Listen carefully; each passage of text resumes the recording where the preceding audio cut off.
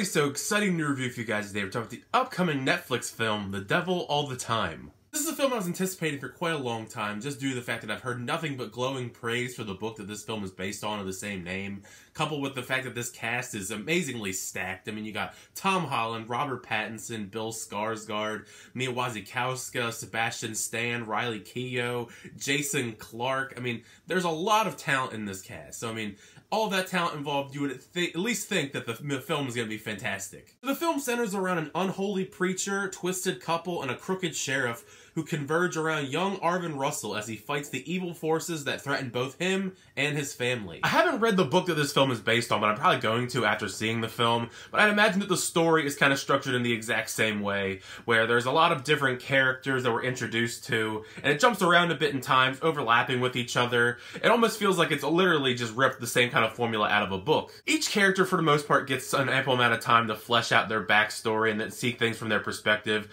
Some of the storylines aren't as interesting as others, as I'll get to later on in the review. But for the most part, I was very engaged with the actual storyline going on, even with all of the jumping around, because we get jumping around from different perspectives of characters. We also jump back and forth a fair amount of times with different time periods, because we get flashbacks a lot with Bill Skarsgård. All of his scenes are filmed in the past as he's this troubled World War II veteran that's Tom Holland's character's dad. There is a narration to the film that pretty much is prevalent all the way throughout the story. It comes across as kind of overbearing, as at many points it almost comes off like it's more of an audiobook than a movie that we're watching. But for the most part, I think it's fine. Another thing I really liked about the film is the production design, because although a lot of this film is set in this sort of small southern town, it does a really good job recreating this era, as the film is spanned between World War II and all the way up to like around Vietnam. So they had that specific time frame, and I think they did a really good job recreating it. But I'm a sucker for that kind of old school kind of vibes when it comes to these kind of movies. Where to even begin when it comes to performances? Because one of the main concerns I had going into this film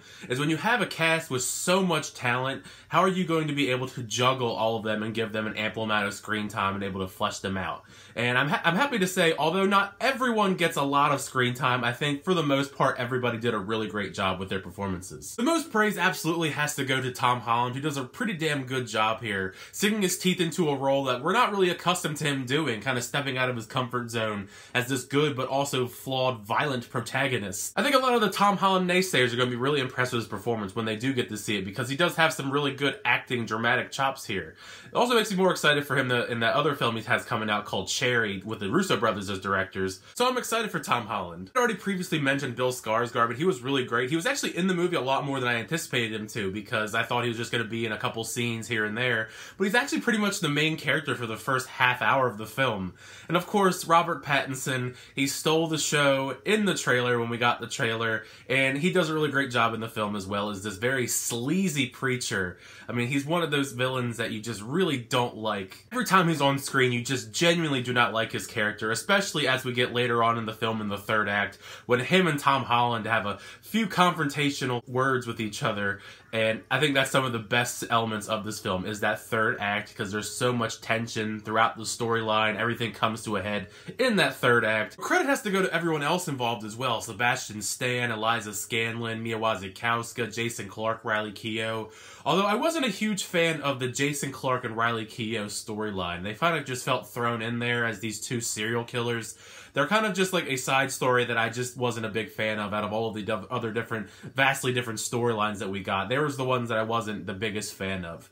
Not that their performances were bad or anything, but it was the one storyline, if I had to cut out a storyline, it would have probably been that one. If I had any other criticisms, as I said before, I mean, the film jumps around a lot, and with films that do that a lot, it does kind of bog down the pacing of the film. The film clocks in at a little over 2 hours long, and you definitely do feel that runtime at times, as it does take a lot of time to build to certain things in the story. Like I said, I mean, Bill Skarsgård's storyline, it's like the first 30 to 45 minutes of the story before we actually get to the stuff with Tom Holland and Robert Pattinson and all that. So they could have easily cut down on that a little bit. But yeah, overall, really great performances in The Devil All the Time. The story sometimes gets a little bit too all over the place with all the storylines, but I had a really fun time checking it out, and I think that you will do when the film comes out September 16th on Netflix. But those are just my thoughts on the film. Make sure to leave a comment in the comment section down below when you check out The Devil All the Time on Netflix. Were you a fan of it? Were you not a fan of it? What were your favorite elements? What did you think of the performances? All that stuff. Leave it in the comment section down below, because I like to talk about all things movies and TV on the channel.